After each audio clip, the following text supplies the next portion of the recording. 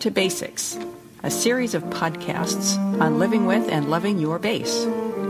My name is Janet Cannon, and I'm a bass player and teacher in Ann Arbor, Michigan. Today we're going to look at the most basic thing there is, how to hold such a huge instrument and play it comfortably while getting the best sound and the freedom to move around, and at the same time, staying in a good place for your body.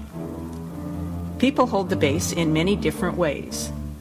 Some are more body-friendly than others, and some work better than others for getting a good sound and for getting around on the fingerboard. We're going to look at a few different approaches. First of all, let's consider ourselves. Even with other less cumbersome instruments, good body placement and use is essential to being able to play for any length of time without putting undue stress on our muscles and joints.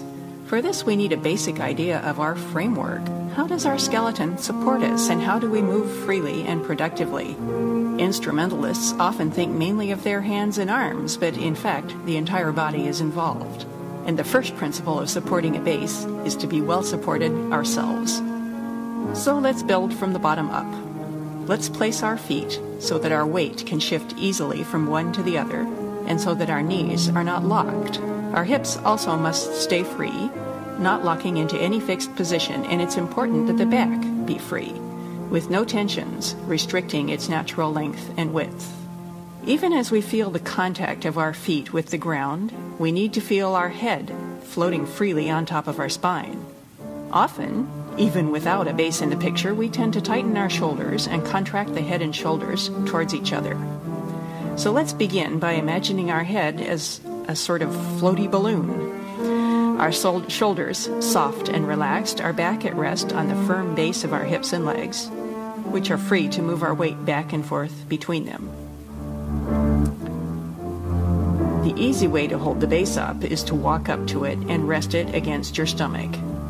You will sometimes see people playing this way, and if you're just going to play a few bass notes with a closed hand and without a bow, like a washboard bass, that can work.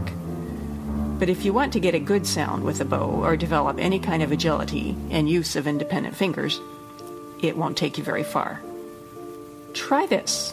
Hold the bass out at arm's length in front of you, a little to the left, then take a step towards it and bring it back to rest against the left side of your abdomen. The arms embrace the bass and their weight falls beautifully into the strings, both on the left hand and through the bow. So you hold it out at arm's length. Your arm should be going down just a tiny bit. Bring it back toward you. Come forward a little bit. And it's going to contact you right here, just inside the hip bone, the pelvic bone. Okay? This gives you a lot of mobility. You can move around. And it gives you a very good physical relationship. Your hands fall over the fingerboard and over the strings, the bow as well. One problem, it does put weight on your thumb.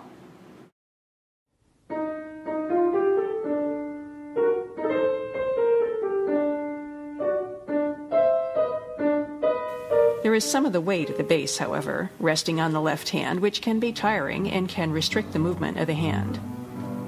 A solution to this comes from Francois Rabat, renowned soloist and author of La Nouvelle Technique. Bend the end pin back to a 45-degree angle, or insert it into a specially made opening at that angle, and much of the weight will be displaced. Let's test that position.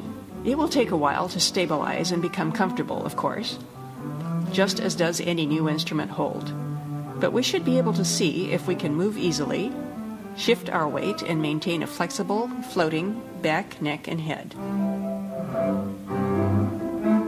Now let's try another way. This one comes from Gary Carr, also a wonderful soloist and one of America's most important teachers. Here we have the bass in a much more vertical, upright position. In fact, we start by experimenting with balancing it entirely by itself, with just minimum contact. We see that it can actually balance upright for a few seconds on its own. As we will be in continual movement, we will be able to balance it almost weightlessly as we move in harmony with the instrument. We will let it lean, in fact, just a little forward rather than back, which also uses weight to stop the strings and obtain the bow contact with less muscular effort. In this position, we can also get a little help from our left leg, which can lightly contact the lower bout and keep the bass from falling forward. With practice, you can let the bass balance like this while you take off your jacket.